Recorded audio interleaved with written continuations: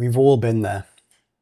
Pulling focus in Blender can be a real headache, especially when the target is moving, the camera is moving, or both. And it all makes you wish that your camera just had autofocus. Well, that's where Autofocus Pro comes in, and it can solve a lot of focusing headaches in a single click. Let's talk through exactly how it works. We're going to start off with this very simple scene, and we're going to talk through every single setting and how to tweak it to perfection. Then we're going to talk through 3 real-world case studies where pulling focus can be massively streamlined by Autofocus Pro.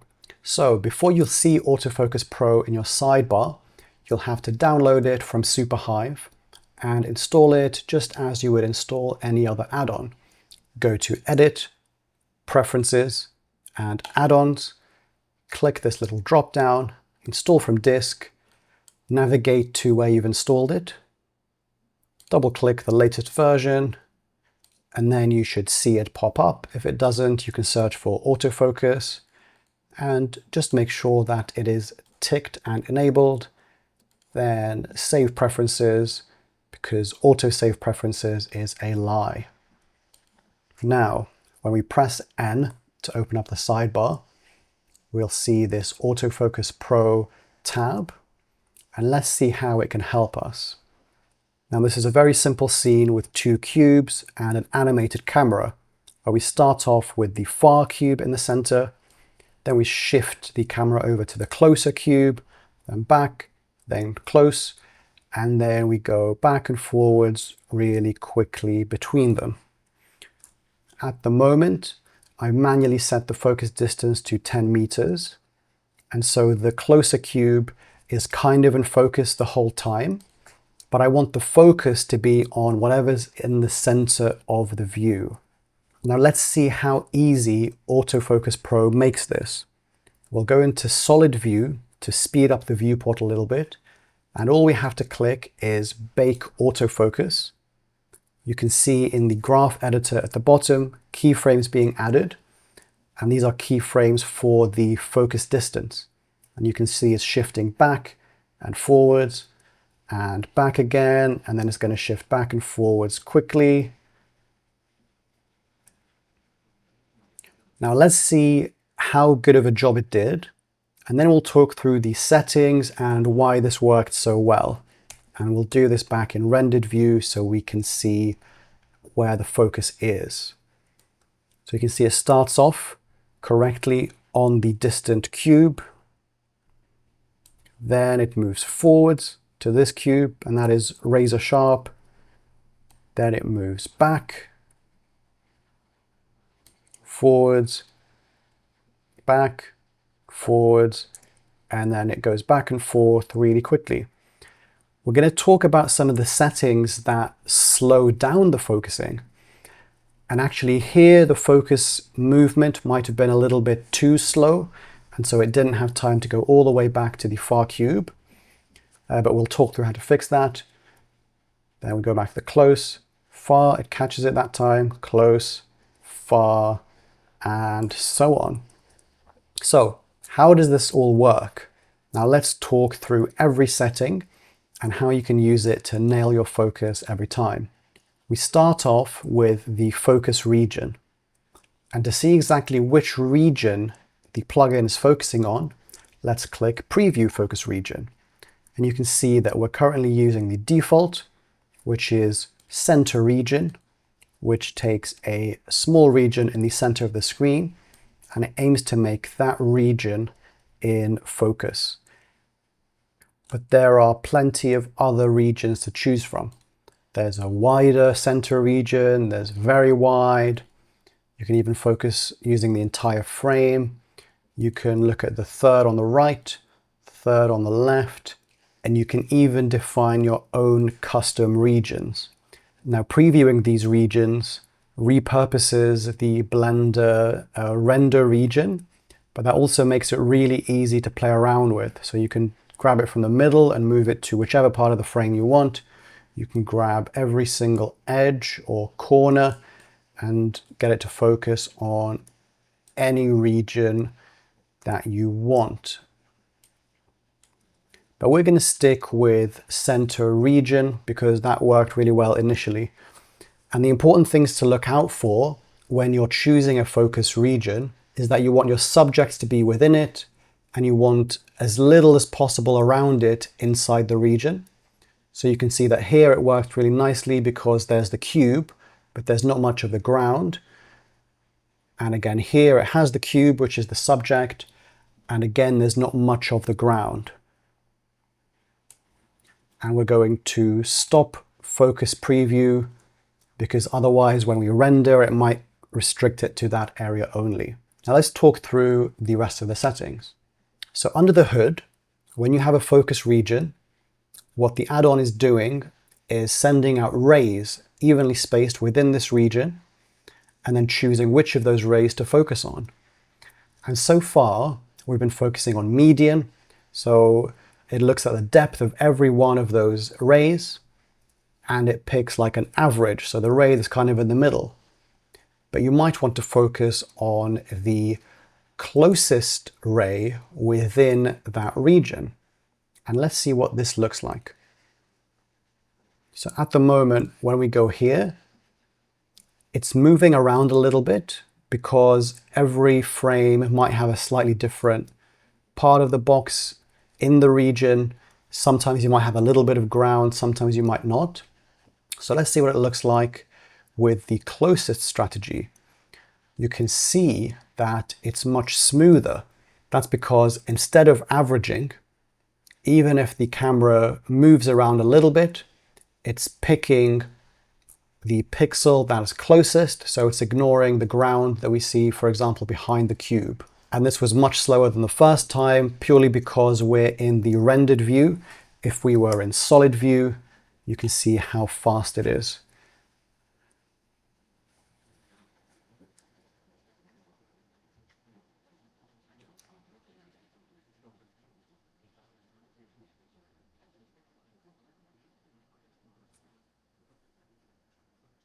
And just like with focus regions, there are lots of targeting strategies to choose from. So instead of picking the absolute closest one ray, you can look at the closest 1%, which smooths things out a little bit.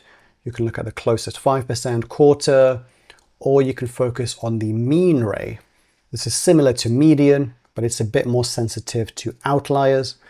The best way to figure out which strategy works for you, I would recommend starting with closest. If that doesn't work, try closest 1%, 5%.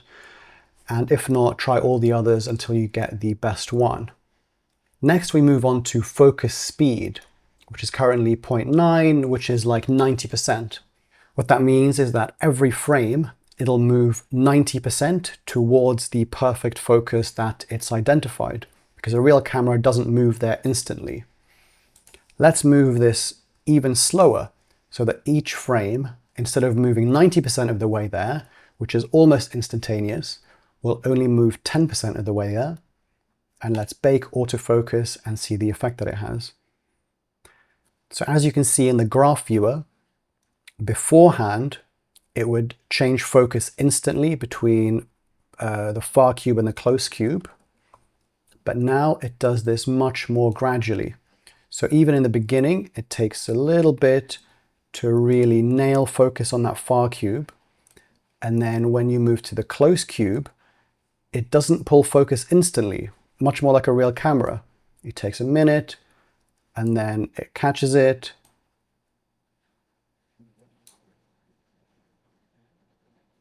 And then again on the way back, it moves gradually. And you can move this even slower. So let's try 5%. Bake autofocus. And as you can see, it's even slower. And towards the end here, because we're moving the camera so quickly, it's struggling to focus on either cube really. Let's preview that. So I think this is too slow, but 0.9 was too fast. So let's try something in the middle, like 0.3. Let's bake autofocus and see what this looks like. Oh, let's press escape to interrupt this, which is a relatively new feature. Instead of mean, let's do closest 5%.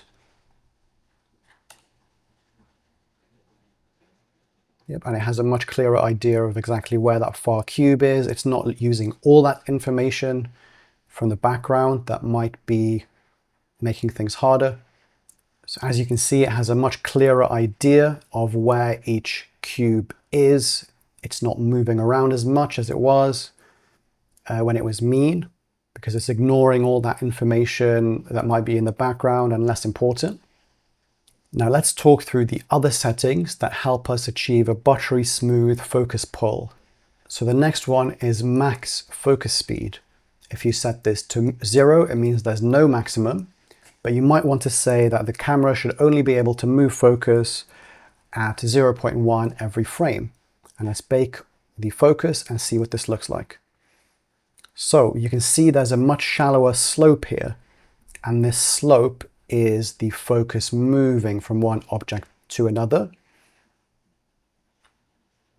You can see that it takes much longer than it did before, and this works seamlessly with the focusing speed. So you can use both of them, or you can use just one or the other. And I really like looking at the graph editor while I'm playing with these settings, because they give you a really good idea of exactly what they're doing. You can see that before, when there was no max speed and we moved very slowly, the animation from one to the other had this shape where it starts off quick and then it slows down and it's kind of exponential, like decaying. Whereas when we had a max focus speed, it moved linearly from one to the other, so it moved in a straight line. I think this is more natural than strictly limiting the focus speed. But if we set this a little bit higher, I think we can get a nice blend of both. So what I'm trying to do is limit that really fast focus pull that happens initially, which is a bit unnatural, but then it still rounds it off smoothly at the end. And that works really well. Now, while we're talking about ways to make the pull smoother, let's talk about temporal smoothing. Now, temporal smoothing being to 1 is the lowest setting, which means there's no smoothing. And what this does is, rather than looking at exactly the current frame, it looks at the last couple of frames. And so if there's a quick movement, it introduces a little delay before the focus moves on to the next subject. And again, this is inspired by making it more like a real camera with autofocus. If you're focusing on something and then you move the camera instantly, it's not going to instantly know what to focus on.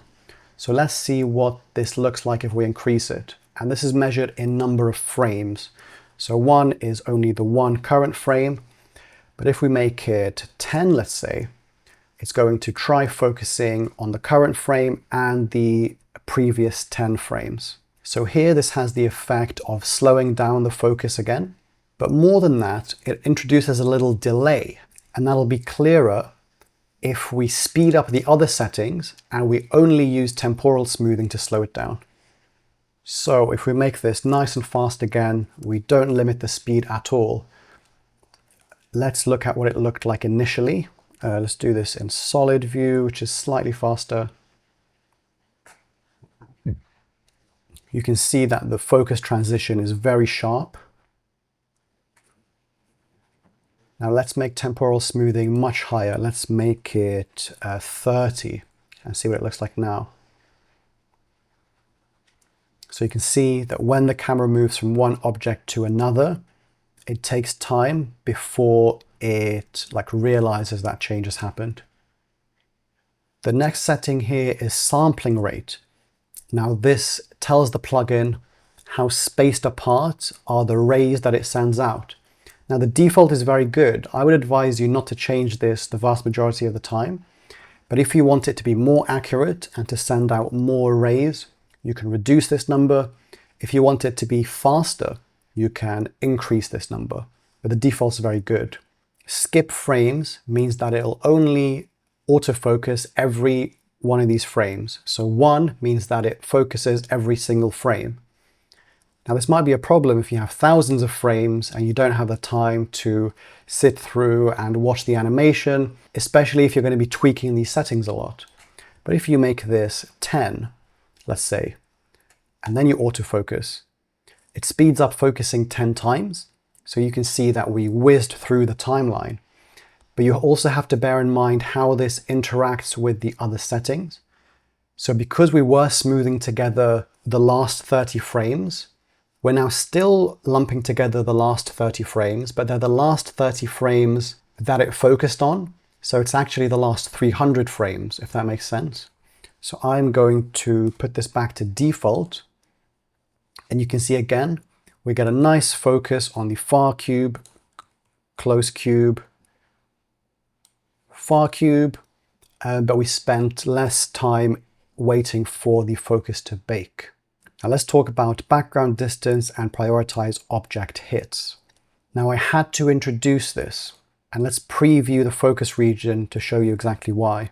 Now, if you had no objects in your focus region, then my plugin is sending out rays, they're not hitting anything, and actually you get errors if you don't account for this explicitly. So background distance says, okay, if you don't hit any object, what should we pretend the distance was? And so for example, if we had no subjects within the focus region and it was just background, it would focus on this. And so here that might be too high. I might want to reduce this to 1000. And so if there was nothing in the focus region, it would focus the camera 1000 away. Now a brand new feature is this, prioritize object hits, that makes this background distance work much better in my opinion. Now if this setting is disabled, this is what the behavior was like before. And what this means is that if you have a median, you're sending out tons of rays. Some of the rays are hitting the cube, but some of the rays aren't hitting anything and they're hitting the background. And so we're pretending they are 1000. Now, because we're using median, it's going to find the average of the subject and the background. And so often this would really miss the focus and focus halfway between the subject and the background. What happens when you prioritize object hits is when there is subject and background, it completely ignores the background. So it pretends there's nothing and it only sees this cube. And so for most people, I recommend keeping this on. This means that as long as there's a subject in the frame and within your focus region, you don't try to focus on the background at all. And this is only there to prevent errors if there are a couple of frames without anything. But in summary, I recommend keeping this ticked. And if you find that you're focusing too much on the background sometimes, you can reduce this number.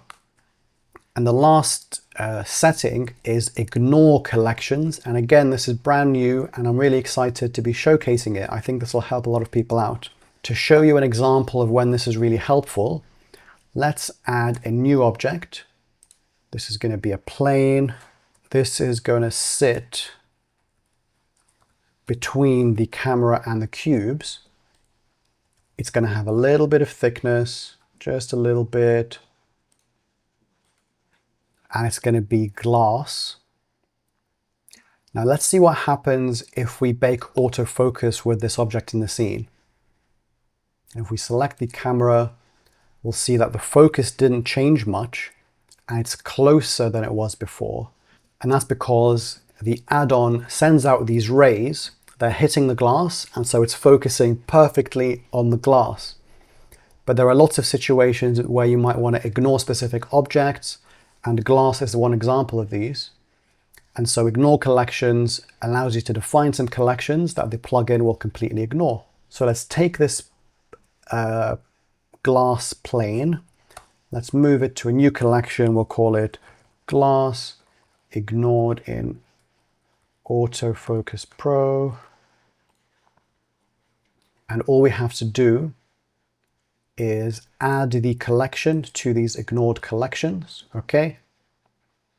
Now select the camera. Let's watch this focus distance as we bake the autofocus. So you can see that now it's ignoring the plane and it's correctly focusing on the distant cube, close cube, and so on. Now we've talked through every setting, but let's talk about 3 buttons which are also really handy. Delete focus frames does what it says on the tin. It deletes all the focus frames of the active camera. And these 2 are helpful if you want to keep a focus distance for a long time, or if you want to know how far the camera is focusing on. So if we probe focus distance, we can see that currently it should be focusing on 25, more or less. And so that tells us, if we make this even shallower, that tells us how far away this cube is, and that information can be handy. Or let's say we wanted to focus on this close cube for the whole animation. Instead of probing, we would focus current frame. And this does the same thing as probing, which is that it finds out, oh, that cube is 9.7 units away, and it also focuses on it for the current frame. Now, I'm not saying anyone should have a depth of field that shallow. It helps emphasize where the focus of the camera is. And I can't believe I almost forgot to mention this. Starting with version 4.4, which is built for Blender 4.4, Autofocus Pro now supports the Lens Sim plugin. So if you have Lens Sim installed, you can take your camera, convert it to a Lens Sim camera, and this is going to emulate a variety of vintage and really nice, like real physical lenses. So you can see this incredibly accurate, physically based emulation of all these lenses. And now you can bake autofocus and it will correctly focus this emulated lens. Now it no longer uses this focus distance because of the very particular way that Lens Sim implements focusing distance. But if you look at the distance of the Lens Sim camera, you can see that it is keyframed. But by looking at the scene, you can see that the cube in the back is in focus. And then when we're on the closer cube, this is in focus and that is out of focus. So really excited to finally have this integration working. Now let's talk through some real case studies of real projects where pulling focus can be sped up with Autofocus Pro. And I'll show you the key settings that I look at and that I change when I'm using this for my own projects. The first case study we're going to look at is this scene. We have a stationary camera to keep things simple, and this ball knocks over the tower. Now what I'd like the focus to do is I would like the focus to start off on the ball. I'd like it to follow the ball and then to stay on the tower as the ball goes through it. So let's see how easy this is. Let's preview the focus region. We don't want the center point. We want something like center very wide. I want something a little bit wider than this even actually. So let's go into custom. We'll make this everything above the horizon. So now we have this huge region that it's looking for objects in. And we're going to look at the absolute closest thing that it finds in that region. So let's stop previewing it. I want this focus to be nice and fast, so I'm going to keep focus speed at 0.9. We're not going to limit the focus speed, and we don't even need to look in any of the advanced settings. Let's bake the autofocus. And we can see keyframes being added. They're increasing gradually as the ball moves further away. Let's do this in a solid view.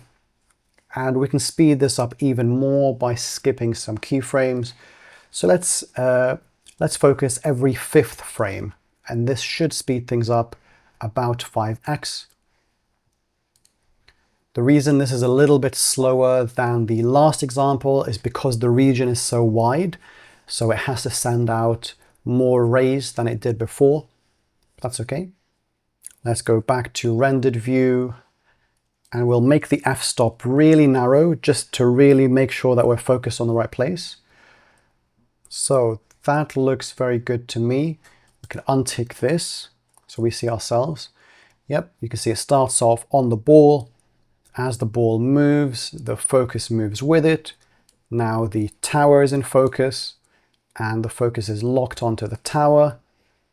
Because we're looking at the closest thing, it's now ignoring the ball, which is further away, and it's ignoring the background and all that, because we have prioritized object hits.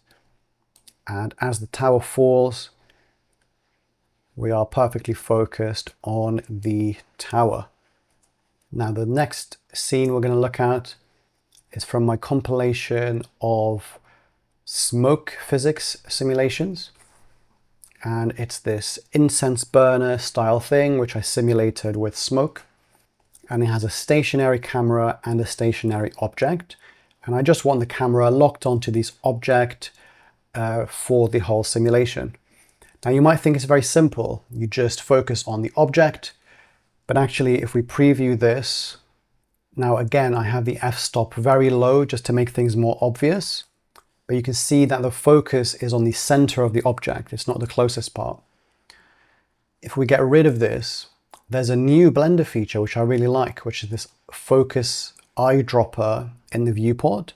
So you can use it to click, oh, let's focus on here. But that missed it. I think it's focusing on the domain and not the background. But let me show you how you do this with Autofocus Pro. Let's add the domain to a collection, which we'll ignore. In advanced settings, we would add the ignore collection to the ignored collections. And now let's go for a center wide region. We'll look at the closest thing. And now because the camera and the object stay still, we only have to focus current frame. Boom, it's done. And that is the focus sorted for this simulation. I wanted the focus on the closest part, and that's what we've done. But we could also go for like the median, focus one frame, and it's gone out a little bit, and this is nice and in focus. And the last case study that we'll look at is this nice marble survival scene inspired by the Black Cat gear. Now this has a very complicated scene and a moving camera. So we will have to bake the autofocus instead of focusing a single frame. Let's play through the animation very quickly. So the main bit of movement that we care about is this. As the animation starts, we want a nice close focus distance, and then we want it to automatically pan away to the rest of the scene. Let's see what kind of results we get with very simple settings. So let's look at a region instead of a point. Closest 1% is good. We can focus quickly. And there are 7,000 frames here. So I don't want to play through the entire animation every time we focus a frame. So let's set the skip frames to about 25. We'll prioritize object hits. We're not going to ignore anything for the moment, but we might ignore something if it causes us problems. Let's bake autofocus.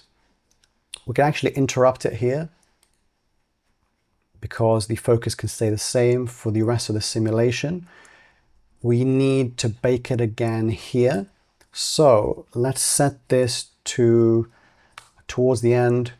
We'll bake, and now it'll only bake that bit, and then we'll go back to this. Now, again, let's give ourselves a very shallow depth of field, even shallower, and see what this looks like. The focus is a little bit too close. I think that's because of this plane that it's focusing on. So let's add this to the ignored collection. And we'll add the ignore collection to the ignored collections. And let's run this again. We'll worry about the end later. Let's see how it did at the beginning.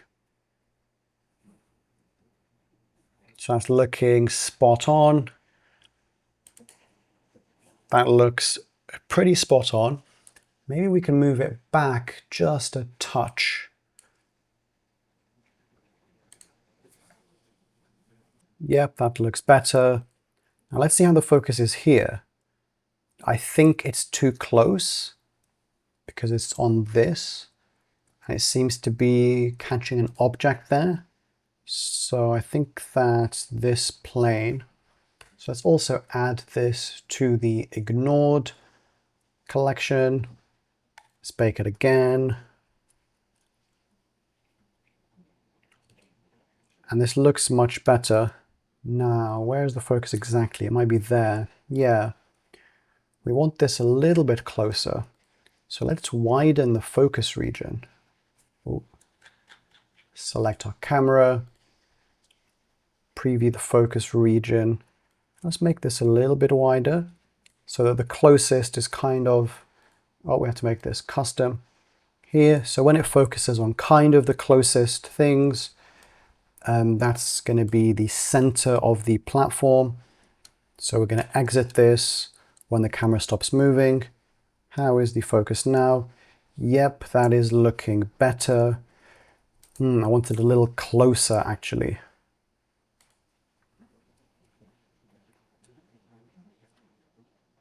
That is spot on. And this is going to be like more forgiving than it looks here because we're going to increase this for the final render. It's super low just so we can see where the focus is.